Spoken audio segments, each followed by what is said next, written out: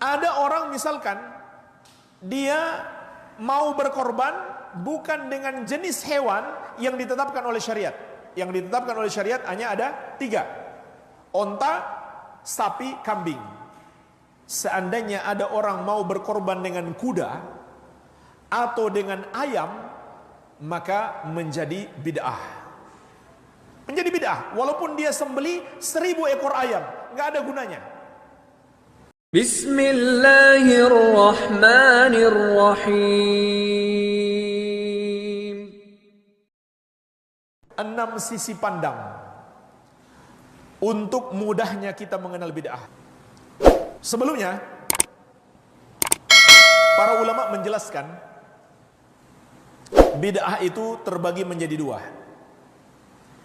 Bid'ah asliyah atau hakikiyah dan bid'ah idhofiyah. Yang pertama, bid'ah asliyah atau hakikiyah. Maknanya apa? Bid'ah yang sama sekali tidak memiliki pijakan dalil. Dilihat dari sisi manapun, nggak ada dalil sama sekali, baik secara global maupun terperinci. Tidak ada dalil sama sekali. Nah, jemaah sekalian, bid'ah seperti ini mudah dikenali, gampang dikenali.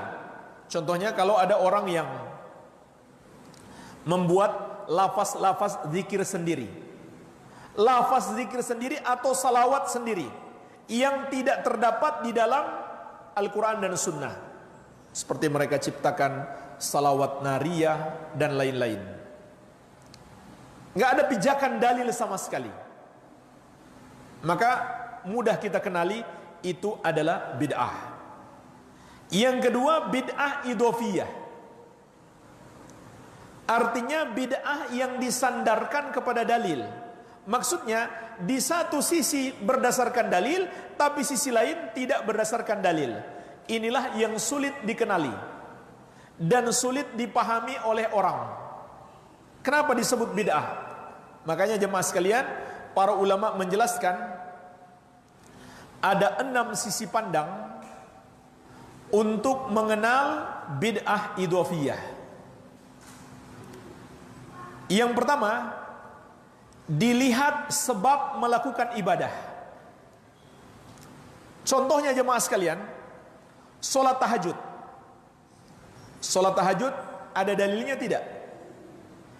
Ada kan? Jelas, sunnah Nabi SAW, amalan yang sangat agung. Tetapi dia bisa menjadi bid'ah kalau sebab seseorang melakukan sholat tahajud tidak berdasarkan dalil. Contohnya, ada orang bangun malam, katanya ini malam lahirnya Nabi Muhammad SAW. Oleh sebab itu saya mau sholat tahajud.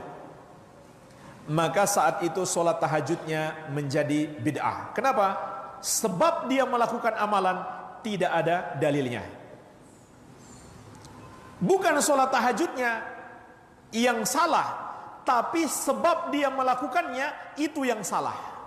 Baik, ini yang pertama, sebab. Lihat sebabnya. Yang kedua, lihat jenisnya. Contohnya, kita berkorban pada tanggal 10 Zulhijjah. Ini ada dalilnya tidak? Ada dalilnya. Bahkan ini termasuk sunnah yang agung, berkorban hari raya Idul Adha. Tetapi ada orang misalkan dia mau berkorban bukan dengan jenis hewan yang ditetapkan oleh syariat. Yang ditetapkan oleh syariat hanya ada 3: onta, sapi, kambing. Seandainya ada orang mau berkorban dengan kuda atau dengan ayam, maka menjadi bid'ah. Menjadi bid'ah walaupun dia sembeli 1000 ekor ayam, nggak ada gunanya. Tidak dianggap sebagai korban. Dan jemaah sekalian, kalau yang ini umat Islam insya Allah semuanya paham. Makanya belum pernah kita dengarkan ada orang berkorban ayam. Ada yang sudah pernah dengar? Ya, kalau ada betul-betul keterlaluan itu. Ya. Baik, ini yang kedua, lihat jenisnya. Ini sisi pandang yang kedua. Kemudian yang ketiga, lihat jumlahnya atau bilangannya. Lihat bilangannya. Berzikir, mengucapkan la ilaha illallah, ada dalilnya tidak? Ada dalilnya. Tetapi kalau seseorang menentukan jumlah sendiri, misalkan dia tetapkan setiap hari selama 40 hari saya akan berzikir la ilaha illallah 1000 kali. Maka la ilaha illallahnya benar, tidak salah. Tapi yang salah adalah dia menentukan jumlah sendiri yang tidak ditentukan oleh dalil. Iya. Jadi maka zikirnya itu menjadi bid'ah. Baik. Ini yang ketiga. Kemudian yang keempat, lihat tata caranya, kaifiyahnya. Lihat tata caranya. Kita ambil contoh zikir lagi.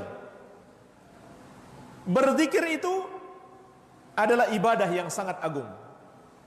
Tetapi kalau kita membuat-buat sendiri cara berzikir, seperti dengan cara mengumpulkan orang, lalu mereka dikomando, ada yang mimpin lalu diikuti, atau berzikir dengan satu suara, kor, maka ini cara berzikir yang tidak benar. Cara berzikir yang tidak benar. Kenapa? Caranya tidak sesuai petunjuk Nabi SAW. Jadi bukan lafaz zikirnya yang salah, caranya yang salah. Baik, ini yang keempat. Kemudian yang kelima, dilihat dari segi waktunya, dari sisi waktu. Contohnya jemaah sekalian, berpuasa wajib di bulan Ramadan. Puasa wajib dengan niat puasa Ramadan, maka ini sudah jelas ibadah.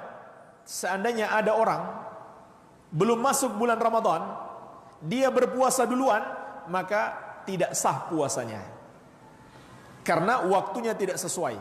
Sama dengan haji. Haji sudah ditentukan waktunya. Syawal, Dzulqa'dah, Dzulhijjah. Itu namanya bulan-bulan haji.